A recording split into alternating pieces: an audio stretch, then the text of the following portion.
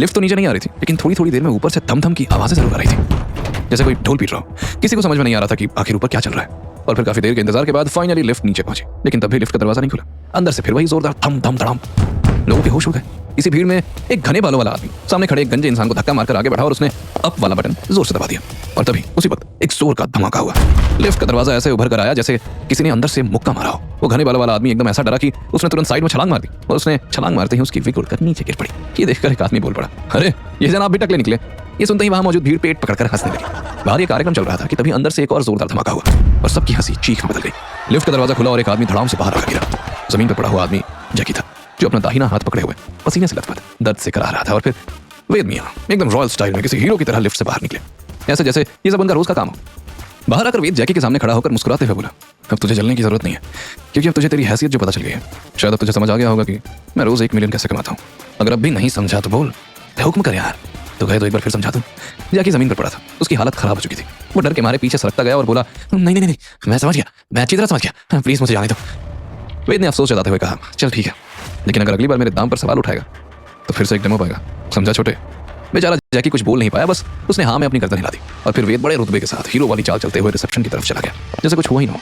इधर जैकी जमीन पर बैठा सोचता रहा, लोग मुझे जैकी द ग्रेट कहते हैं और मैं मान भी लेता था, लेकिन आज मेरी असलियत सामने आ गई। इसके सामने तो मैं दूध पीता बच्चा निकली, इसके आगे मेरी स्ट्रेंथ, मेरा स्टैमिना सब फेल हो गया। इस बंदे से दूर रहना ही बेहतर होगा बाबा।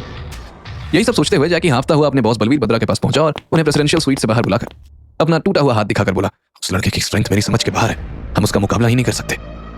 उसे अगर हराना है तो स्ट्रेंथ से नहीं, सिर्फ दिमाग लगाकर चालाकी से हराना होगा। इस बात पर बलवीर हल्के से मुस्कुराया, एक अजीब सा तीखापन उसकी आंखों में उतर आया और वो धीमी आवाज में बोला, डोंट वरी, मिशा अपना काम बखूबी कर रही है, वही इसे मात दे सकती है। और मुझे पूरा यकीन है कि ये वेद उसकी खूबसूरती के फंदे में जरूर फंसेगा। इसी दौरान वेद रिसेप्शन तक पहुंच गया था, वहां ऑलरेडी नेहा खड़ी थी। उसने वेद को देखकर फेक स्माइल दी और बोली, हेलो मिस्टर वेद, मिशा मैम ने सेम फ्लोर पर रूम बुक करने को कहा था, लेकिन देखिए ना सारे रूम फुल हैं। अरे डोंट वरी, मैं देख रही हूँ, कुछ ना कुछ मैनेज हो जाएगा।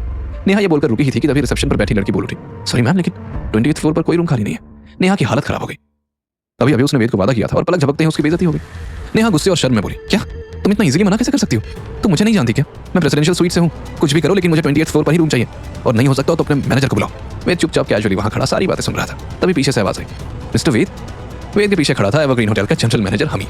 हमीर को देखकर रिसेप्शन वाली लड़की तुरंत खड़ी हो गई। हमीर ने वेद से हाथ मिलाया और रिसेप्शन वाली लड़की की तरफ देखकर बोला, मिस्टर वेद हमारे एवरग्रीन होटल के वीआईपी गेस्ट है, इनकी खातिरदारी में कोई कमी नहीं होनी चाहिए। ये जब भी हमारे होटल में आएंगे बिना पूछे इन्हें सबसे बेस्ट रूम मिलना चाहिए, वो भी बिना किसी फॉर्मेलिटी के। ये जो चाहे इनकी सारी डिमांड्स पूरी करो। रिसेप्शन वाली लड़की डर गई, उसने फटाफट से हिलाकर हाँ कह दिया और अपने सामने रखे कंप्यूटर में तुरंत कुछ कुछ करने लगी। और ठीक उसी वक्त मिस्टर हमीर ने अपनी जेब में से गोल्डन कार्ड निकाला और बड़े आदर से वेद को देते हुए कहा, यह एवरग्रीन होटल का सुप्रीम गोल्ड कार्ड है, इससे आप हमारी चेन के किसी भी होटल में फ्री में स्टे कर सकते हैं, खा सकते हैं और जो चाहे कर सकते हैं। मिस्टर सान्याल ने काफी पहले से आपके लिए भेजा था, आज मौका मिला इसे देने का, प्लीज मना मत करिएगा। वेद ने मन ही मन सोचा, मैं क्यों उसकी चीज के लिए मना करूंगा। वेद ने हमीर की तरफ देखा और चुपचाप कार्ड लेते हुए बोला, मिस्टर सान्याल को इस तोहफे के लिए मेरी तरफ से शुक्रिया कहना। तब तक रिसेप्शन वाली अपना काम कर चुकी थी। उसने फटाफट एक रूम कार्ड निकाला और वेद की तरफ उसे देते हुए कहा, सर ये आपका रूम कार्ड है, प्रेसिडेंशियल स्वीट के जस्ट बगल वाला। वहां खड़ी नेहा की आंखें चौंधी आ गई। उसे यकीन ही नहीं हो रहा था कि जिस चीज के लिए वो लड़ रही थी वो इतनी आसानी से हो गई। नेहा सदमे में ही थी कि वेद ने उसे हिलाया और कहा, अरे डोंट वरी वाली, चलना है कि नहीं, क्या यहीं खड़ी रहोगी? नेहा को शर्म ही आ गई, उसके गाल लाल हो गए। ये सब देखकर नेहा हैरान थी। उसके मन में यही चल रहा था, ये बंदा तो वीआईपी नहीं बल्कि सुपर डुपर वीआईपी निकला। होटल का मैनेजर खुद से गोल्ड कार्ड दे रहा है। मैंने तो मिशा मैम की भी ऐसी पावर नहीं देखी। उसके मन में वेद के लिए एक अनजाना डर भी पैदा हो गया था। आखिर बड़े बड़े लोग उसके सामने झुक जाया करते थे। वहीं प्रेसिडेंशियल स्वीट में रहना किसी राजा महाराजा से कम नहीं था। दिन में 3 बार लविश खाना रूम में ही सर्व होता था और अगर मन करे तो खुद किचन में जाकर अपनी मर्जी से कुछ भी बना सकते थे। वेद को सबसे बड़ा झटका तब लगा जब उसे पता चला कि मिशा खाना बनाना जानती है, और वो भी ऐसा कि कियारा जो शेफ बनने की इच्छा रखती है वो भी उसके सामने फेल हो जाए। वैसे तो वेद खाने पीने का बहुत ज्यादा शौकीन नहीं था, उसे जो मिले पका वो पेट में डाल लेता था, पर आज मिशा के हाथ का खाना उसे वाकई में स्वादिष्ट लग रहा था। वेद के मन में मिशा के लिए तारीफें चल रही थी। बाप रे, मैंने तो सोचा ही नहीं था कि ये छुई मुई इतना अच्छा खाना बना लेगी, ये तो मास्टर शेफ इंडिया में जाने का दम रखती है। लेकिन वेद मुंह से कुछ नहीं बोल रहा था। उस रात वहां टेबल पर सिर्फ 2 लोग बैठकर खा रहे थे, मिशा और वेद। नेहा खड़ी रहकर सिर्फ सर्विंग का काम कर रही थी। वहां का पूरा माहौल कैंडल लाइट डिनर वाला था। टेबल पर 6 डिशेस, 2 बोतल प्रीमियम रेड वाइन और एक लाल रंग की कैंडल। लेकिन वहां के शांत और सूदिंग माहौल में वेद ऐसा खाना खा रहा था जैसे 3 दिन से भूखा बैठा हो। मिशा बार बार वेद को देखकर सोच रही थी कि भूखड़ों की तरह खाना खाया जा रहा है, पर मुंह से इसके एक शब्द तारीफ का नहीं फूट रहा। मिशा ने कुछ पल इंतजार किया, फिर आखिरकार वेद से पूछ ही लिया, खाना कैसा लग रहा है? आई होप सही बनाओ, बहुत जल्दबाजी में बनाया है। लेकिन वेद तो आखिर वेद था, वो जानता था कि मिशा खुद की तारीफ सुनना चाहती है, इसलिए बिना उसकी तरफ देखे अपने एक हाथ से चॉपस्टिक चलाई और दूसरे हाथ से थम्स अप कर दिया। मिशा को गुस्सा तो बहुत आया, पर फिर उसने गहरी सांस ली और आगे बोली, क्या वेद कैसे मर्द हो, सिर्फ खा ही रहे हो, थोड़ा पी भी लो, ये स्पेशल वाइन मैं खास तुम्हारे लिए लाई हूँ। जानते हो 1 बोतल 1.2 लाख की है। वाइन देखते ही वेद के मन में आया, बेटा वेद तो पीता तो नहीं है, लेकिन अगर अभी मना किया तो सारा खेल बिगड़ जाएगा, इसलिए आंख बंद कर लस्सी समझ के पी जा। वेद ने बिना मिशा की तरफ देखे एक जोर की डकार मारी। वाइन का ग्लास उठाया और एक ही सांस में पूरी वाइन कटक गया। मिशा वेद को देखती ही रह गई। उसकी लाखों की वाइन वेद पानी की तरह कटक गया था। मिशा हैरान होकर बोली, ये रेड वाइन है, एक सांस में ऐसे पी गए जैसे फ्री में सड़क पर नींबू पानी बट रही हो। और ये बोलते ही मिशा को अचानक रियलाइज हुआ कि उसे ज्यादा नहीं बोलना चाहिए, क्योंकि वेद का कोई भरोसा नहीं कब उसका दिमाग सटक जाए। मिशा तुरंत चुप हो गई और झेंपते हुए उसने वाइन का एक हल्का सा सिप ले लिया। तभी वेद ने उंगली उठाई और बोला, क्या कर रही हो तुम, कैसी हो रहा हो, सूप पी रही हो क्या? सिर्फ छोड़कर एक सांस में कटको इसे।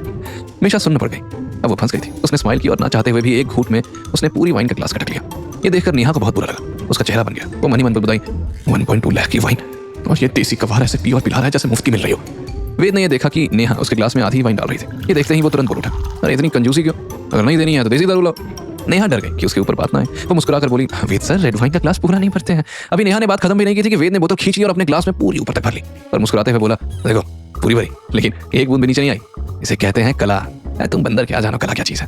खुद को बंदर कहे जाने पर नेहा पूरी तरह कसमस आ गई। वो वेद को गाली देते हुए मन में बताई, तेरे कला चाहे तेल लेने आया पड़ा, गधे का बच्चा। वेद ने सुन लिया था पर कुछ रिएक्ट नहीं किया, बल्कि मिशा की तरफ देखकर बोला, थैंक यू मिस मिशा, मैं ज्यादा तो कुछ नहीं कह सकता, लेकिन हाँ इतना जरूर कहूंगा कि अगले 3 दिन आप इस शहर में चैन से घूम सकती हैं, मेरी गारंटी। ये कहकर वेद जैसे ही ग्लास उठाने लगा, थोड़ी सी वाइन छलक गई। वेद को समझ नहीं आ रहा था आखिर अब वो ग्लास उठाए कैसे, क्योंकि एक बूंद गिरना मतलब सीधा सीधा 500 रुपीज गिरना। बस फिर क्या था, वेद कुर्सी से खड़ा हुआ और बिल्कुल देसी स्टाइल में झुका, ग्लास के पास मुंह लगाया, चुस्की ली और फिर उठा के एक बार में दोबारा पूरी वाइन कटक गया। मिशा की आंखें फटी की फटी रह गई। वो अपने में सोचने लगी, मैं कैंडल लाइट डिनर करने आई थी या गांव के ढाबे में छाछ पीने। इसके साथ ही मिशा का ग्लास भी वेद ने दोबारा भर दिया। मिशा को मन मारकर जबरदस्ती वो ग्लास गटकना पड़ा। मिशा को गुस्सा आ रहा था कि सिर्फ उसके 2 ग्लास में पूरे 2.25 लाख खत्म हो गए। और तभी मिशा ने देखा कि वेद ने एक और वाइन की बोतल उठा ली। मिशा का दिल दहल गया। वो हड़बड़ाते हुए बोली, वेद नहीं नहीं, वो एक्चुअली मैं और नहीं पी सकती, प्लीज अब फिर कभी पियेंगे, आज के लिए काफी है इतना। लेकिन वेद को पता नहीं क्या मजा आ रहा था। तो हैरानी का ड्रामा करते हुए बोला, क्या बात कर रही हो गया तुम्हारा? अरे कैसी औरत हो? अरे मुझे लगा कि तुम्हें वाइन पसंद है, इसलिए तो मैंने तुम्हें कंपनी देने के लिए पी रहा था, पर ना ये घटिया चीज है, मैं हाथ भी नहीं लगाता। मैं तो तुम्हारी खुशी के लिए पी रहा था, वरना मुझे तो ब्लैक थॉर्न ही सबसे बेस्ट लगती है। ब्लैक थॉर्न का नाम सुनते ही मिशा की आंखें चमक गई। उसका सारा फ्रस्ट्रेशन गायब हो गया। वो होठों पर मुस्कान रखते हुए बोली, ब्लैक थॉर्न, उसके क्रिएटर तो तुम ही हो ना? OMG, मानना पड़ेगा, तुम्हारी वाइन तो इंटरनेशनल लेवल पर छाई हुई है। ओह, तो तुम्हें इसके बारे में पता है? वेद ने तुरंत सवाल किया। मिशा भी तुरंत बोल उठी, ऑफ कोर्स पता है, ब्लैक थॉर्न की 20 से ज्यादा वैरायटी है, हर एक का अलग स्वाद, अलग असर। वो सिर्फ शराब नहीं, दवा है। कितने लोगों की बीमारी ठीक करने में कारगर हुई है वो। मैंने सुना है तुम्हें इसके चीफ डेवलपर भी हो। कैसे बनाई तुमने वो वाइन? वेद ने तुरंत अपने हाथों की चॉपस्टिक नीचे रख दी। वो कुछ नहीं बोला, लेकिन बिना पल के झपकाए मिशा को घूरने लगा। वेद का घूरना मिशा को अनकंफर्टेबल कर रहा था। वो मन ही मन घबरा उठी, इससे क्या हो गया? ये मेरी शक्ल देख रहा है या एक्सरे मार रहा है? फिर कुछ सेकंड्स की चुप्पी के बाद वेद ने अपना मुंह खोला, तुम्हारा इंटरेस्ट ऐसे अचानक तो ब्लैक थॉर्न में नहीं आया है? चलो बता भी दो, सच क्या है? तुम ब्लैक थॉर्न में इतना इंटरेस्टेड क्यों हो? आखिर क्या सच है मिशा कपूर का? क्या वाकई में वो वेद के बिजनेस में इंटरेस्टेड है या उसका कुछ और ही प्लान है?